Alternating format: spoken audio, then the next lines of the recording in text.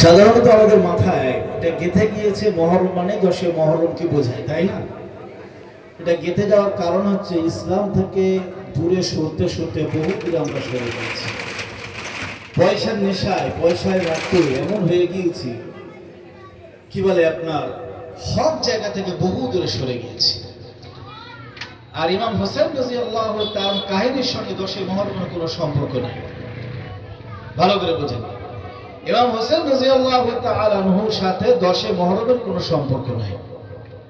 আল্লাহ পাক ইরশাদ করেছেন কি, ইন্না ইদ্দাতাশ শুহুরি ইনদাল্লাহি 12 শাহরান ফি কিতাবিল্লাহ ইয়াওমা খালাকাস সামাওয়াতি ওয়াল আরযা মিন আরবা'তিন হুরুম। সুবহানাল্লাহ। 12টা মাস আল্লাহ রাব্বুল আলামিন দিয়েছেন, তার ভিতরে 4টে মাস আল্লাহ বরকতপূর্ণ দিয়েছেন। এই 4টে মাস হচ্ছে জিলকাদ, জিলহজ, মুহররম, আর একটা মাস আলাদা, সেটা হচ্ছে রজব। মুহররম, সফর, রবিউল আউয়াল, রবিউল সানি, জামাদুল আউয়াল, জামাদুল সানি, রজব, শাবান, রমজান, শাওয়াল, জিলকাদ, জিলহজ। এই হচ্ছে 12টা মাস। এই 12টা মাসের ভিতরে 4টে মাসকে আল্লাহ পাক খুব মূল্যবান করেছেন। হযরত আদম আলাইহিস সালাম থেকে নিয়ে মুহাম্মদুর রাসূলুল্লাহ সাল্লাল্লাহু আলাইহি ওয়াসাল্লাম পর্যন্ত এই 4টে মাসে যুদ্ধ বিগ্রহ নিষিদ্ধ ছিল। কোন রকম কাফেরদের সঙ্গে যুদ্ধ বিগ্রহ করা যাবে না। কিন্তু মুহাম্মদ সাল্লাল্লাহু আলাইহি ওয়াসাল্লামের সময় এটা চেঞ্জ করে দেওয়া হলো, কিন্তু ফজিলত রেখে দেওয়া হলো। তার ভিতরে আশুরা, যে 10 মুহররম, এর ফজিলত রেখে দেওয়া হয়েছে। ইয়া আইয়ুহাল্লাযীনা আমানু কুতিবা আলাইকুমুস সিয়াম কামা কুতিবা আলাল লাযীনা মিন ক্বাবলিকুম লাআল্লাকুম তাত্তাকুন। আল্লাহ পাক বলছেন, ও আমার বিশ্বাসী বান্দা বান্দীগণ, তোমরা রোজা রাখো। তোমাদের উপর রোজা ফরজ করা হয়েছে যেমন ভাবে পূর্ববর্তী কওমের উপর রোজা ফরজ ছিল। রমজান রোজা ফরজ হওয়ার পূর্বে 10 মুহররম রোজা ফরজ ছিল। মুহাম্মদ সাল্লাল্লাহু আলাইহি ওয়াসাল্লামের সময় ওইটাকে মনসুখ করে দেওয়া হলো, রমজান মাসের 1 মাস রোজা ফরজ রাখা হলো। এবং 10 মুহররম মুসা আলাইহিস সালাম ফেরাউনের হাত থেকে নিষ্কৃতি পান। এই নিষ্কৃতি পাওয়ার জন্য তিনি শুকরিয়া স্বরূপ একটা রোজা রাখতেন, শুকরিয়া স্বরূপ একটা রোজা রাখতেন। আল্লাহ রাসূল সাল্লাল্লাহু আলাইহি সাল্লাম বলছেন, যেহেতু তিনি আমার ভাই, তিনি ভাই, তার ইত্তেবা আমি করব, আমি রোজা রেখে দেব। রোজা রাখলেন।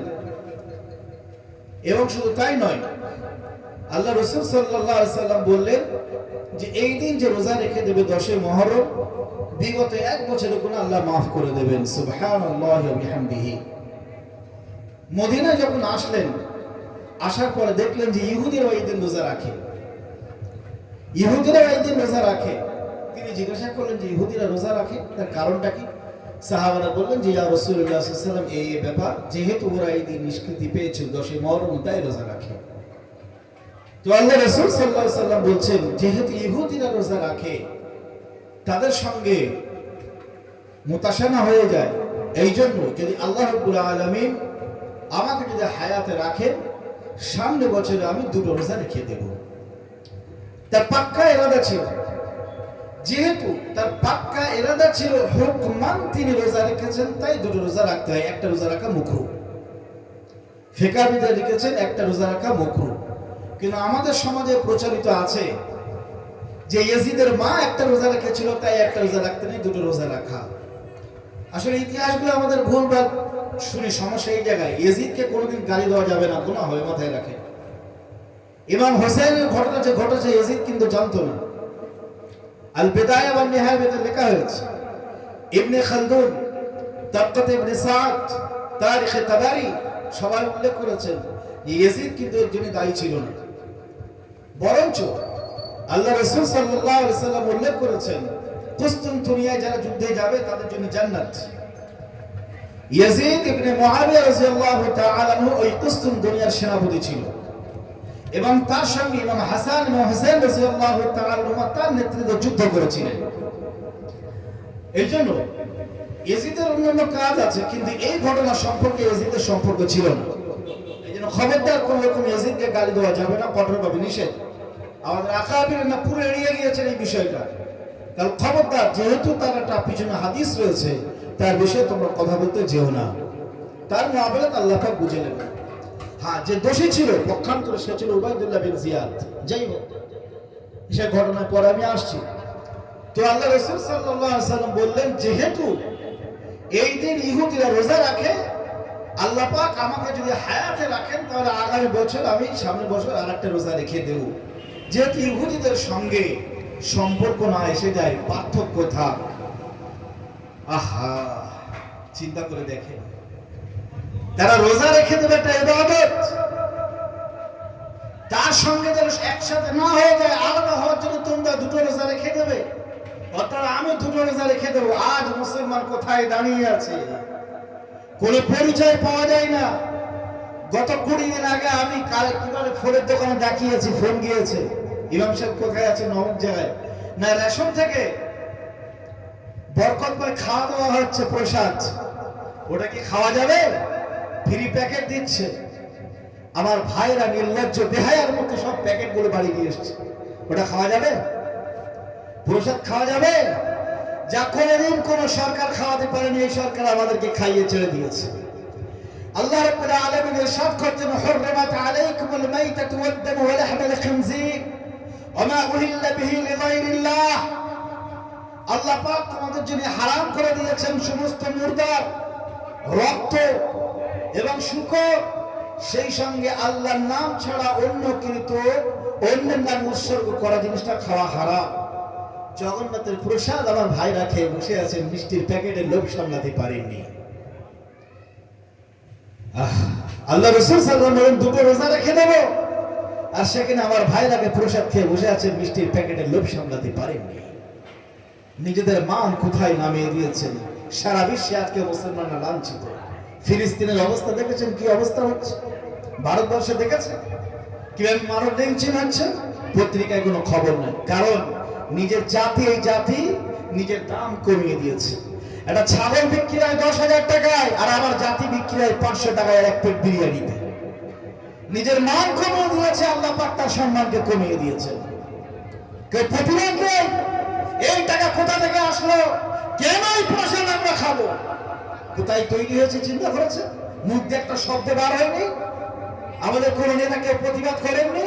কবরে মনে হয় যেতে হবে না, কুল্লু নাফসিন যায়কাতুল মাউত, প্রত্যেকের মৃত্যু স্বাদ থাকতে হবে। এত বড় হারাম কাজ, এক লোকমা হারাম খেলে 40 দিন তার ইবাদত কবুল হয় না, আর সেখানে প্রসাদ খাইয়ে দিয়েছে, কেউ একটা কথা বলে না। নীলবাতির লোক, ক্ষমতার লোক কোথায় দাঁড়িয়ে আছে? আল্লাহ রাব্বুল আলামিন কোরআনে ইরশাদ করছেন, আল্লাযীনা ইম্মাক্কানাহুম ফিল আরদ আকামুস সালাহ ওয়া আতাউজ যাকাহ ওয়া আমারু বিল মা'রুফ ওয়া নাহাউ আনিল মুনকার। যারা ঈমানদার, যারা সৎ, যারা আল্লাহর প্রতি বিশ্বাস রাখে, এরা যখন ক্ষমতায় যায় 4 দফা কাজ করে। কত দফা? 4 দফা কাজ করে। ক্ষমতায় যখন যায় প্রথম কাজ যেটা করে সেটা কি? নামাজ প্রতিষ্ঠা করে, 2 নম্বর যাকাত প্রতিষ্ঠা করে, 3 নম্বর সৎ কাজে আদেশ করে, 4 নম্বর অসৎ কাজে নিষেধ করে। পক্ষান্তরে যাদের ভিতরে আল্লাহর ভয় নাই, খোদাভীতি নাই, এরা যখন ক্ষমতায় যায় এরা 2 দফা কাজ করে। কি করে? আল্লাহ রাব্বুল আলামিন বলছেন, ইন্নাল মুলুকা ইযা দাখালু ক্বরিয়াতান আফসাদুহা ওয়া জাআলু ইজ্জাতা আহলিহা আযিল্লাহ ওয়া কাযালিকা ইয়াফআলুন। এরা 2 দফা কাজ করে। 1 নম্বর, সম্মানীয় লোকদেরকে লুণ্ঠন করে ছেড়ে দেয়, আর সমাজের ভিতরে ফিতনা ফাসাদ বারপা সৃষ্টি করে দেয়। কে বলছেন? আল্লাহ রাব্বুল আলামিন।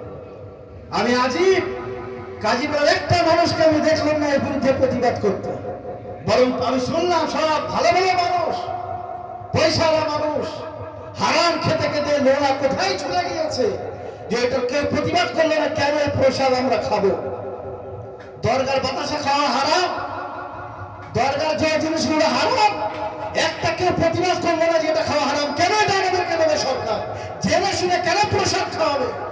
খেয়ে বসে আছে। আল্লাহ পাক সম্মান দেবেন, তাই না? ইজ্জত দান করবেন। এগুলো খেয়াল রাখা দরকার, কোথায় দাঁড়িয়ে আছে।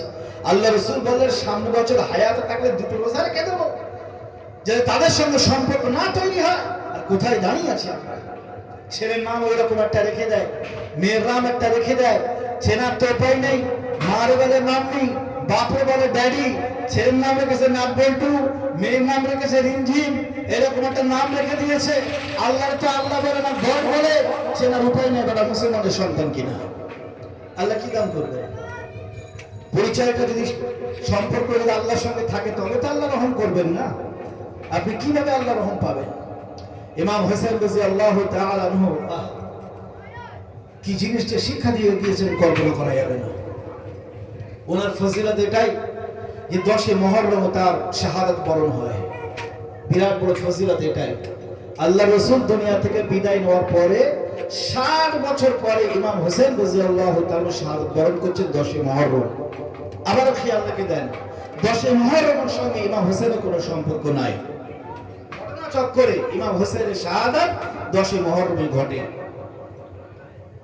বরঞ্চ হাদিসে পাওয়া যায় আল্লাহ রাসূল বলছেন, যদিও জয়ীফ কিন্তু ফজিলত অবশ্যই পাওয়া যাবে, এই দিন 10 মুহররমে কেউ যদি নিজে ভালো খায় এবং নিজের পরিবার বর্গকে যদি ভালো খাওয়ায়, আল্লাহ রাব্বুল আলামিন 1 বছর তাকে ভালো খাওয়াবেন। সুবহানাল্লাহি ওয়া বিহামদিহি।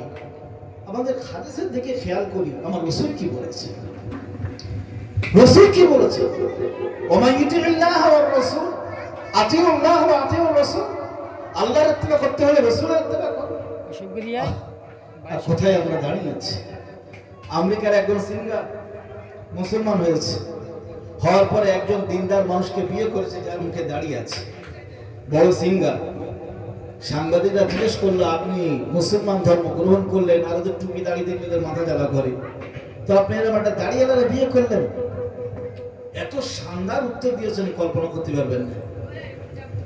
আমি শুনলাম, অবাক হয়ে গেলাম তার বক্তব্য শুনে। তিনি বলছেন, এই পৃথিবীর স্রষ্টা আল্লাহ রাব্বুল আলামিন, পৃথিবীকে সৃষ্টি করেছেন তিনি, আর মানবের মধ্যে সবথেকে শ্রেষ্ঠ বানিয়েছেন মুহাম্মদুর রাসূলুল্লাহ সাল্লাল্লাহু আলাইহি ওয়াসাল্লাম।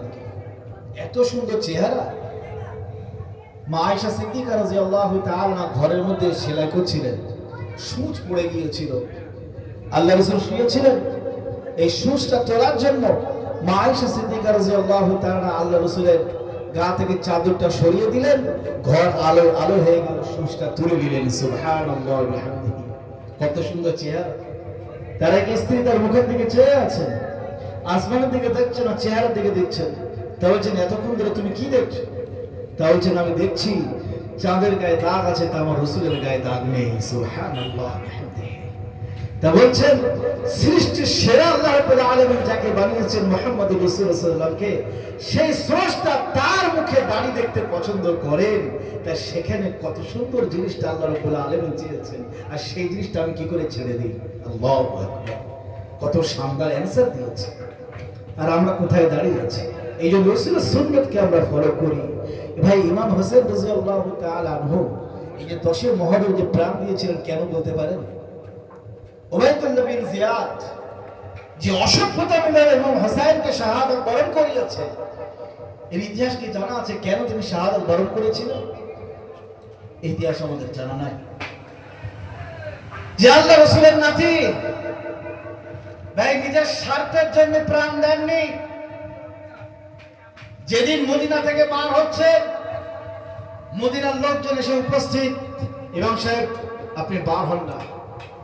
ওই যে কুফা নগরে যাচ্ছেন, ওরা আপনার পিতার সঙ্গে গাদ্দারি করেছে, ওসমান রাদিয়াল্লাহু তাআলার সঙ্গে গাদ্দারি করেছে, আপনি যান না ওই জায়গায়। ইমাম হোসেন রাদিয়াল্লাহু তাআলা উত্তর দিচ্ছেন, আমাকে যেতে দাও, মুসলমানদের ভিতরে দ্বন্দ্ব আমি দেখতে চাই না। আর আমার নানাজি দান্তের মোবারক শহীদ হয়েছে, সাহাবারা প্রাণ দিয়েছেন দ্বীনের জন্য, যে ইসলামের জন্য প্রাণ দিয়েছেন, আমি থাকাকালীন কোনদিন রাজতন্ত্র প্রতিষ্ঠা হতে দিতে পারি না, ওই খলিফাতন্ত্র চলবে। ভালো করে বোঝেন, অনেকে আমাদের জেনে পুশ করে ধর্ম আর রাজনীতি আলাদা, এগুলো 1 নম্বরের ইডিয়েট, 1 নম্বরের ইডিয়েট। ইমাম হাসান রাদিয়াল্লাহু তাআলা এই কারণে শাহাদাত বরণ করেছিলেন, রাষ্ট্রীয় ক্ষমতা কোন রাজতন্ত্রের হাতে যাবে না, রাষ্ট্রীয় ক্ষমতা থাকবে খলিফাদের হাতে। অর্থাৎ যে ব্যক্তি মসজিদে ইমামতি করবে, কোনদিন চিনিবাড়ি করবে না, প্রতারণা করবে না, সেই হবে রাষ্ট্র শাসক। আল্লাহ রাসূল সাল্লাল্লাহু